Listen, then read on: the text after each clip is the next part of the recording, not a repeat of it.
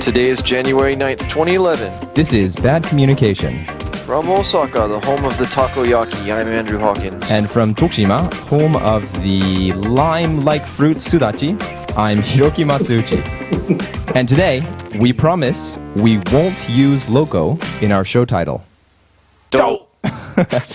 Yeah, so we actually spent a few minutes trying to figure out what our show title should be, and we're trying to think of tons and tons of show titles that include. I was trying to come up with something clever in Spanish, but it just wasn't flying. That used Loco, but we failed, and we were hoping not to sell out by use Loco in our show title, but yeah, see what happens.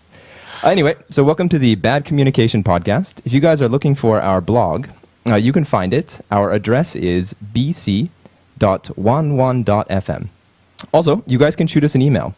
Our email address is bc@11.fm. Also, if you guys are interested, please send us a video voicemail.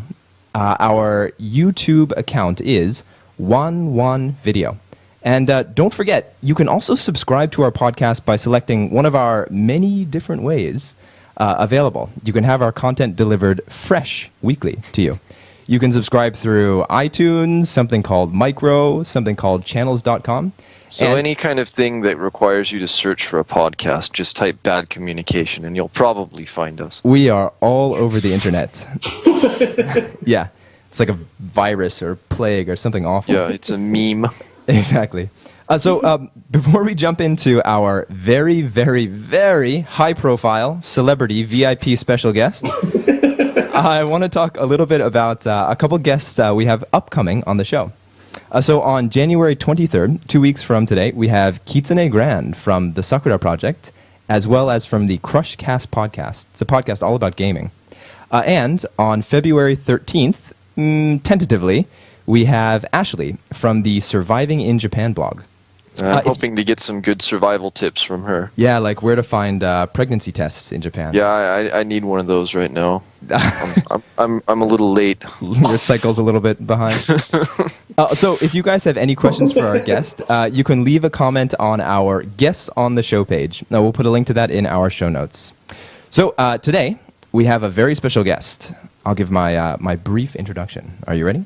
So with a huge collection of posts dating all the way back to October of 2006 and ranging in mood from sexually charged to racially charged to sexually and racially charged, my personal favorites, we have Loco, one of the most well-known and prolific bloggers in Japan.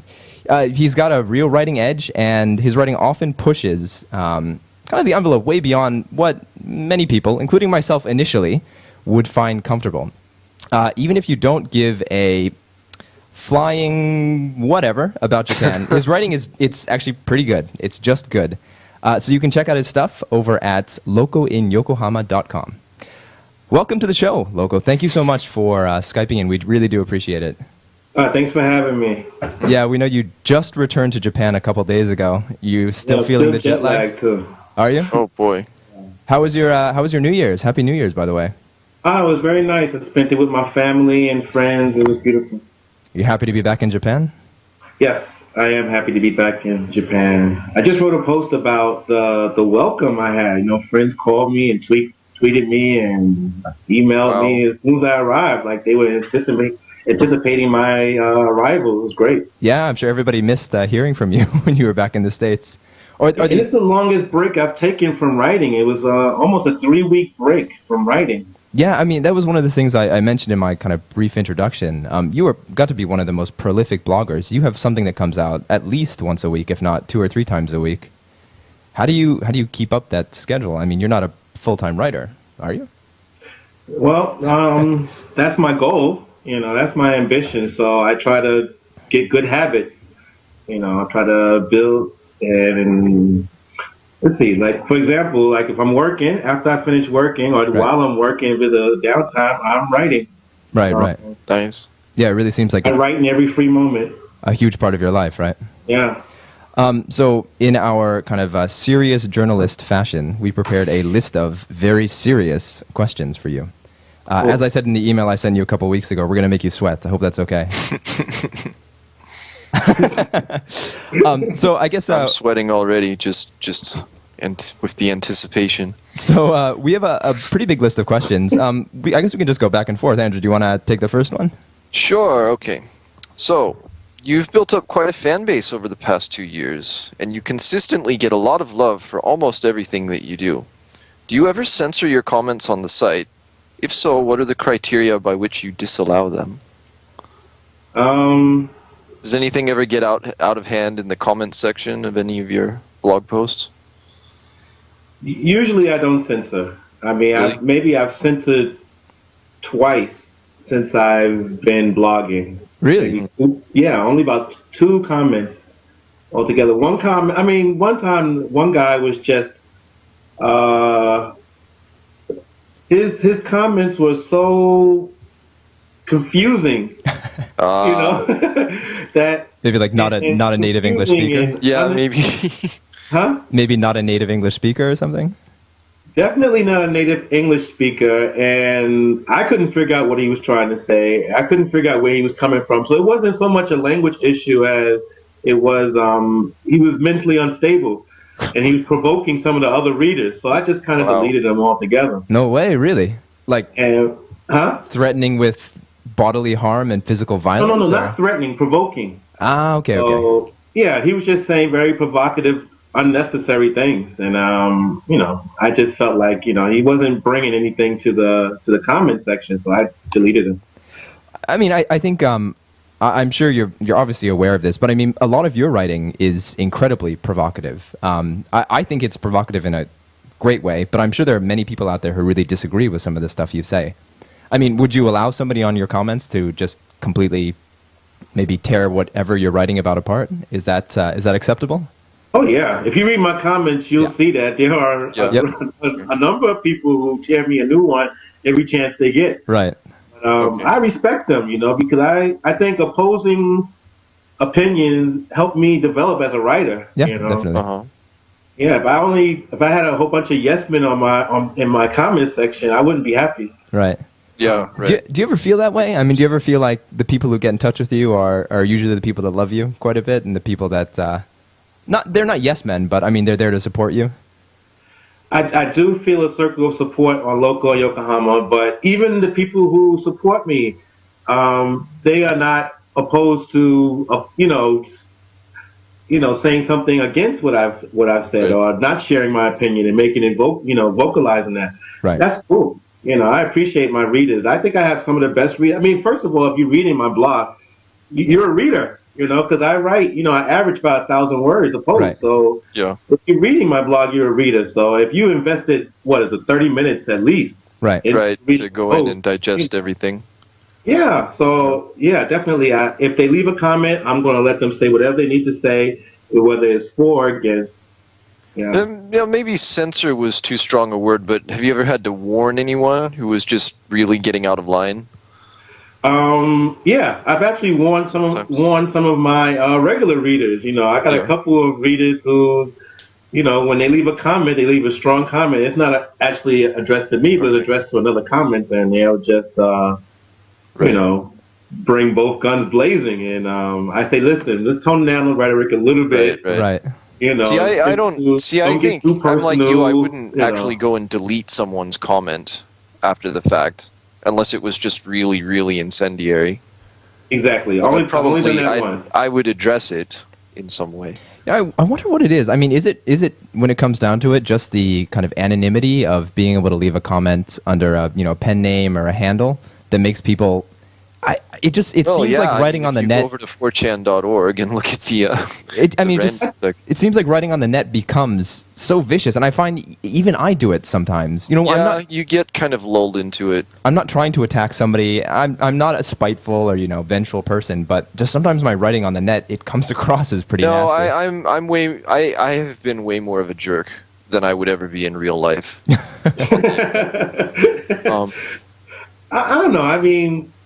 Yeah, I mean, how often do you get to speak directly to a writer, or to someone who's voicing their opinion, strong opinion about subjects? So yeah, I think people this is the opportunity for them to say the things they can't say to, for example, if they read a book by Michael Crichton or, Right.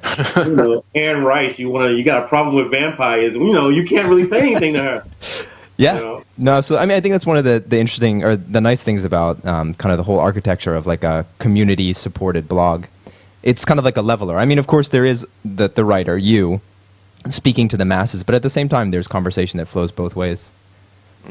So you've written tons and tons of series on quite a few different topics, as I said, ranging from racially charged to sexually charged, my personal favorites.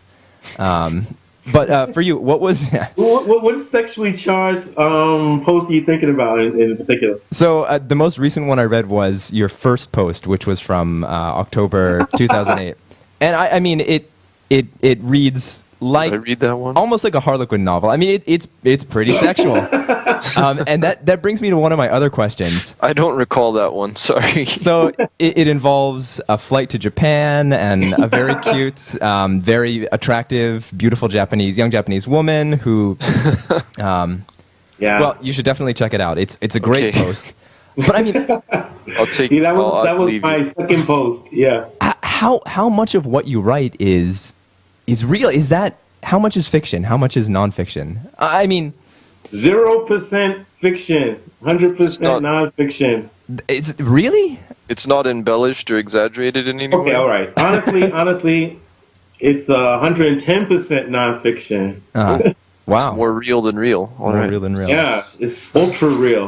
Well, I mean, that's the thing. Like when I read some of your posts and some of the stories you tell and retell, I mean, your life is a hell of a lot more interesting than mine. It comes off that way anyway. Yeah, I think exactly. so. I think it's just a matter of how, I've been thinking about this recently. I mean, it's a matter of where you place your attention. Right. I mean, if you're looking for it, you're going to see it. If you're not looking for it, you're not going to see it. And I'm looking for things. Right. When I'm writing, when I'm working, when I'm walking through the streets, when I'm shopping, I'm looking, I'm observing people's behavior.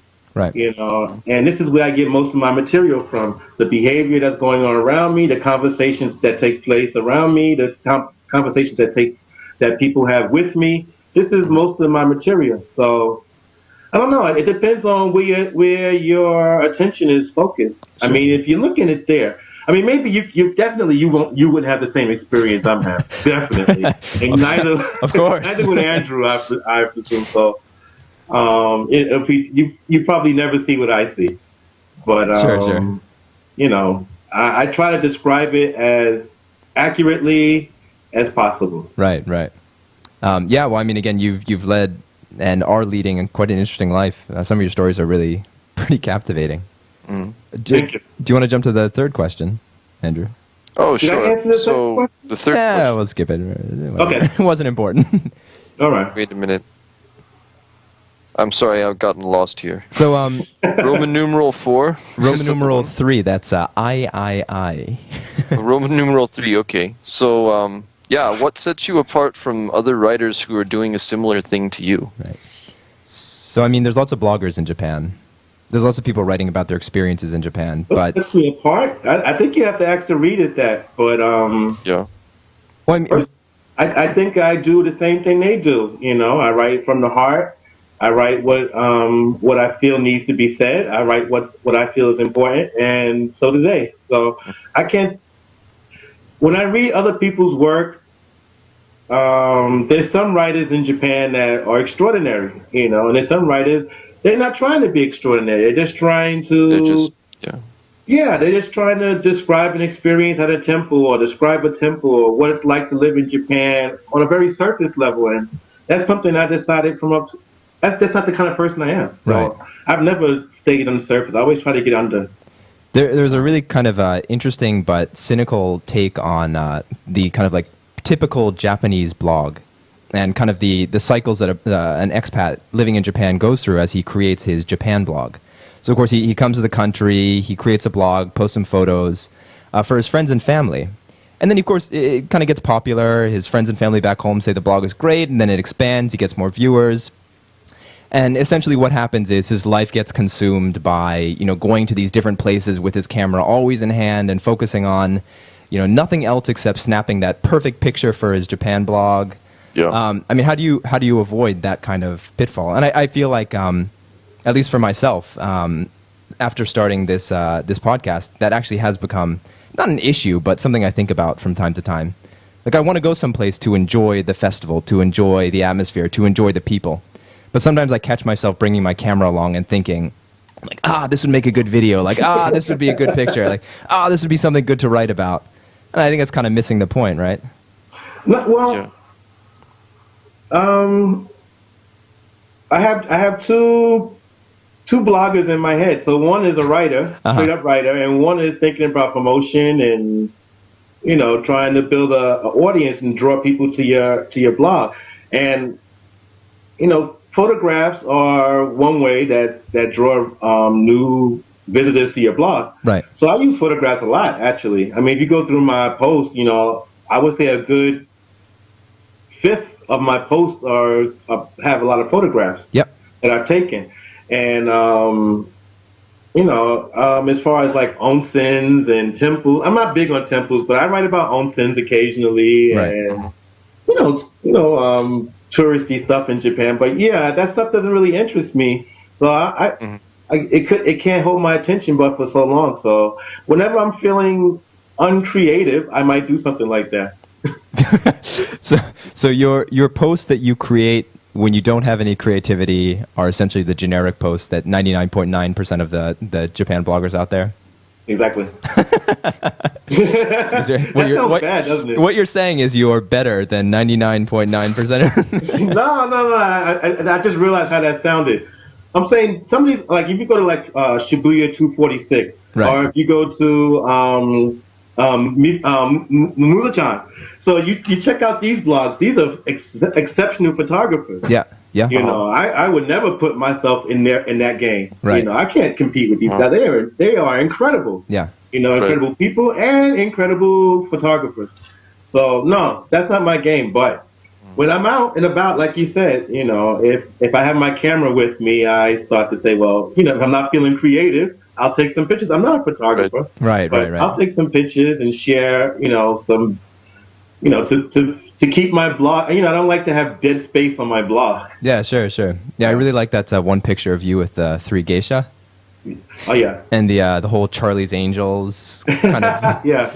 promo you did. I like to get into some fiction. When I took that picture, I was thinking about writing a fictional post, but I didn't finish it. But I wanted to create a whole fictional story about me and 3 geisha who happen to be secret agents or whatever.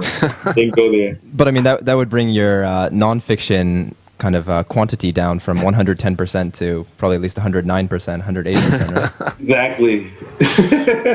We can't have that. Exactly. But I'm actually considering starting a new blog where I can indulge myself. No, wait, you heard it here first. You heard it here first. No, you didn't hear it here first. I think you had a blog post a couple months ago all about kind of not severing your relationship with the Loco and Yokohama blog, but kind of taking it a new direction or exploring some new ideas. I don't think I'm going to take it in a new direction, but I think I'm going to only post about Japan-related material on Loco. But I have a lot of other interests. So when I want to blog about other things, I will use a new blog that I'm thinking about beginning very soon. Yeah. Well, please let us know when it goes live. Right? I will. So we are way past the 15-minute mark, so we got to take a quick break. But we've got lots more with Loco in Yokohama after the break. So stick around. Nice.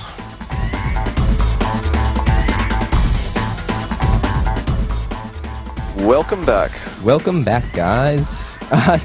Once again, just in case you guys are just tuning in, I guess that really doesn't work on the internet. Which not. But we have Loco from the Loco in Yokohama blog. Actually, I've had a question for a long time, and maybe you've explained it in one of your posts, but where does Loco in Yokohama come from? I know you're living in Yokohama. What about the Loco? It rhymed with Yoko. Yoko. And it worked because I was going crazy. Yeah. Right. Yeah. So what was the event that caused you to start the blog? Just out of curiosity. I mean, was there one specific It event? wasn't a specific event. I was blogging before then. I had another blog, Expat for Obama. So I was blogging hard about the Obama when he was running for president. Right. Campaign. Yeah, I was all over it. And once I figured out that he was going to win, I was saying, what's next?